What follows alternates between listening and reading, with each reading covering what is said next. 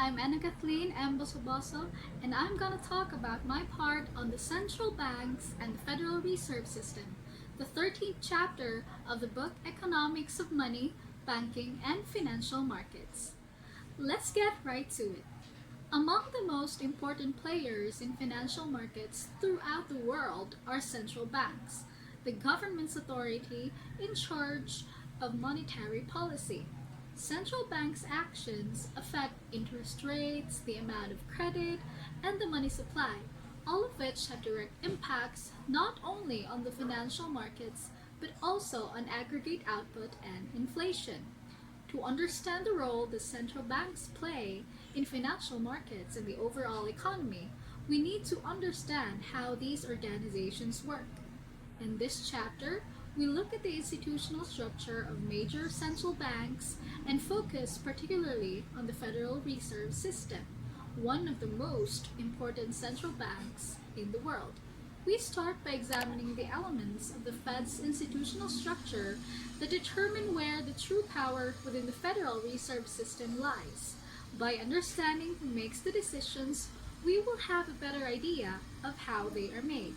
We then examine what explains central bank behavior and whether it is a good idea to make central banks independent by insulating them from politicians. Finally, we look at the structure and the independence of other major central banks, particularly the European Central Bank. Origins of the Federal Reserve System.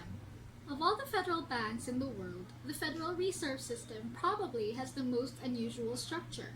To understand why this structure arose, we must go back to before the year 1913, when the Federal Reserve System was created.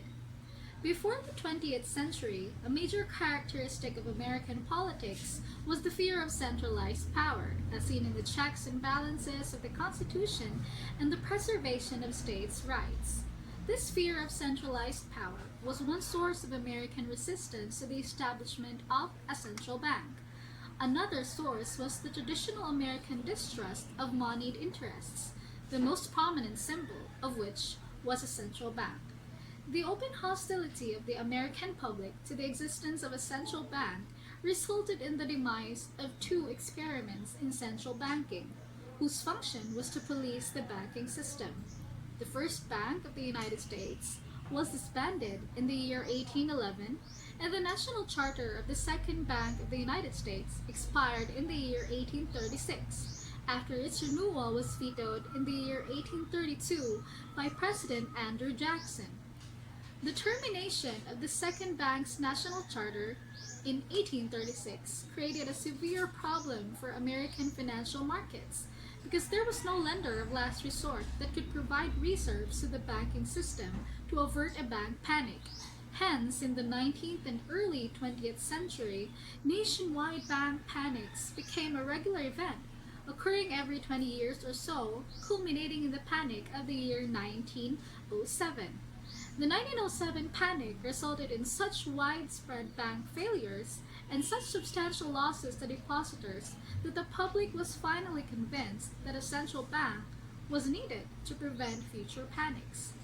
The hostility of the American public to banks and centralized authority created great opposition to the establishment of a single central bank, like the Bank of England. Fear was rampant that the moneyed interests on Wall Street, including the largest corporations and banks, would be able to manipulate such an institution to gain control over the economy, and that federal operation of the central bank might result in too much government intervention in the affairs of private banks. Serious disagreements existed over whether the central bank should be a private bank or a government institution.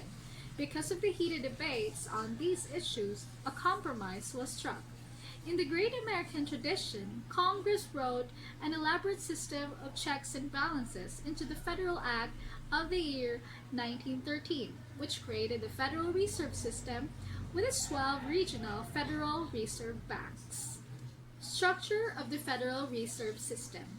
The writers of the Federal Reserve Act wanted to diffuse power along regional lines between the private sector and the government, and among bankers, business people, and the public. The initial diffusion of power has resulted in the evolution of the Federal Reserve System to include the following entities: the Federal Reserve Banks, the Board of Governors of the Federal Reserve System, the Federal Open Market Committee or FOMC, the Federal Advisory Council, and around 2,500 members of commercial banks. So what are Federal Reserve Banks? Each of the 12 Federal Reserve Districts has one main Federal Reserve Bank, which may have branches in other cities in the district. The three largest Federal Reserve Banks in terms of assets are those of New York, Chicago, and San Francisco. Combined, they hold more than 50% of the assets, discount, loans, securities, and other holdings of the Federal Reserve System. The New York Bank, with around 1/4 of the assets, is the most important of the Federal Reserve Banks. Each of the Federal Reserve Banks is a quasi-public, like what I've said before, part private, part government institution owned by the private commercial banks in its districts that are members of the Federal Reserve System. These members have a purchase stock in their district Federal Reserve Bank, which is a requirement of membership, and the dividends paid by that stock are limited by law to 6% annually. The member banks elect 6 directors for each district bank. 3 more are appointed by the Board of Governors. The directors of a district bank are classified into 3 categories: A, B, and C. The 3A directors elected by the member banks are professional bankers. The 3B directors, also elected by the member banks, are prominent leaders from industry, labor, agriculture, or the consumer sector. The 3C directors, who are appointed by the Board of Governors to represent the public interest, are not allowed to be officers, employees, or stockholders of banks.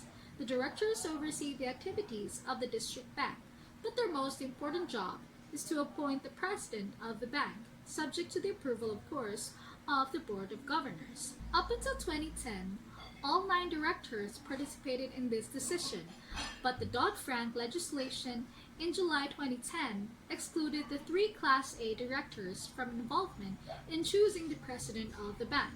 Congress viewed it as inappropriate for bankers to be involved in choosing the president of the Federal Reserve Bank that would have supervisory oversight of these same banks. The 12 Federal Reserve Banks are involved in monetary policy in several ways. Their directors establish the discount rate. They decide which banks can obtain discount loans from the Federal Reserve Bank. Their directors select 1 commercial banker from each bank's district to serve on the Federal Advisory Council, which consults with the Board of Governors and provides information that helps in the conduct of monetary policy. 5 of the 12 bank presidents each have a vote on the Federal Open Market Committee, which directs open market operations or the purchase and sale of government securities that affect both interest rates and the amount of reserves in the banking system.